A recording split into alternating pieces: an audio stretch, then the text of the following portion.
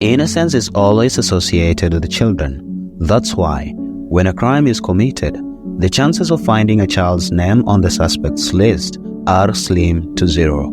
But what if not all children were innocent, and there are some whose evil side supersedes their good side? Well, today's case fixates on that possibility and introduces you to the world's youngest serial killer.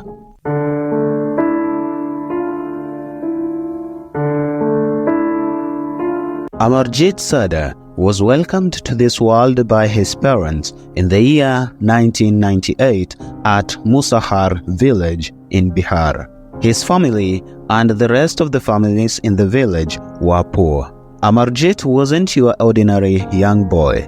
He often kept to himself, and most times he will refuse to play with other kids from the village. It isn't clear whether he attended school or not.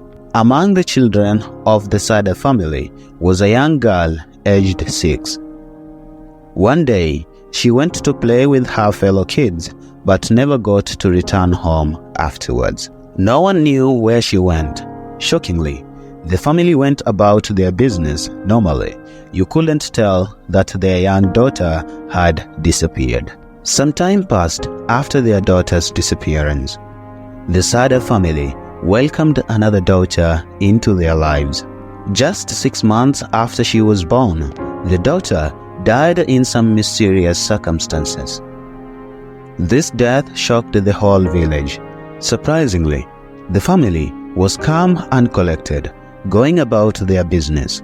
Her death seemed to not bother them at all. Something was very, very wrong with the family, but it seemed like they had vowed to tell no one about it.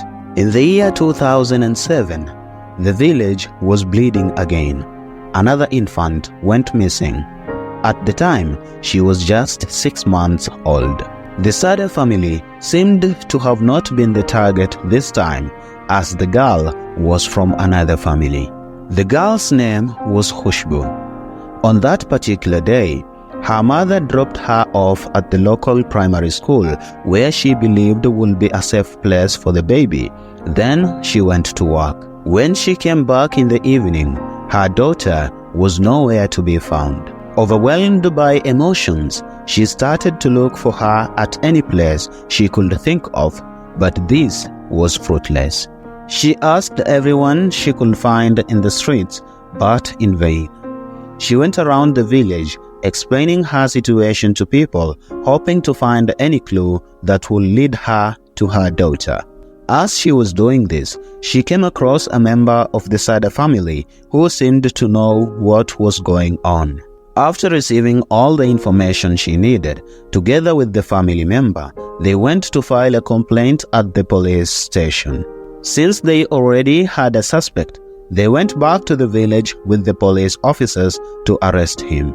Imagine the shock on the police officers' faces when they realized that the suspect was an 8-year-old boy. When the police officers asked him what he knew about Khushbu's disappearance, Amarjeet corrected them and told them that the baby wasn't missing, but she was dead.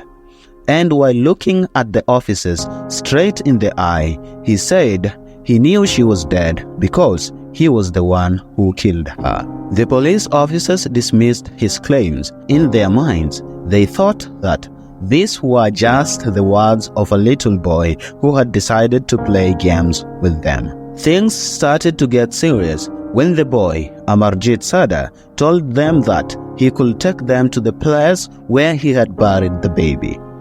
Still confused, the officers agreed, and true to his word, he brought them right to the spot where he had tried to bury the baby in a shallow grave. After the horrific finding, Amarjeet started to confess. First, he narrated the story of how he managed to take Khushbu from the school unnoticed. He took the baby to a secluded area where he finished her off. He started by strangling the baby, and as it cried in pain, he took a stone and repeatedly hit Khushbu until she became motionless. While laughing, he gave out these details. Was it that he didn't understand the magnitude of his crime, or he was just a sadist who enjoyed putting people in pain? The police officers took Amarjeet to their station, not knowing what exactly to do with him, since he was the youngest criminal they had ever came across. Now, while in custody of the police, the details of the disappearances of the other two girls from the Sada family finally came to light. The first girl to disappear was Amarjeet's 6-year-old cousin in the year 2006. At the time, he was 7 years old. What everyone in the village thought was a mere disappearance of a little girl was actually a murder. Amarjeet had murdered his own cousin in the same manner that he had murdered little Khushbu. His family was shocked by the incident, but they decided to keep their mouths shut. This act of the family to keep quiet about Amarjeet's first crime must have been the petrol that fueled his hunger for blood. The family thought that the murder was a family matter which needed no outside intervention. A few months later, his family will regret their decision to keep quiet as Amarjeet decided to strike again. This time around, he chose to use his murderous hands on his own baby sister. The little girl had been born when Amarjeet was 7.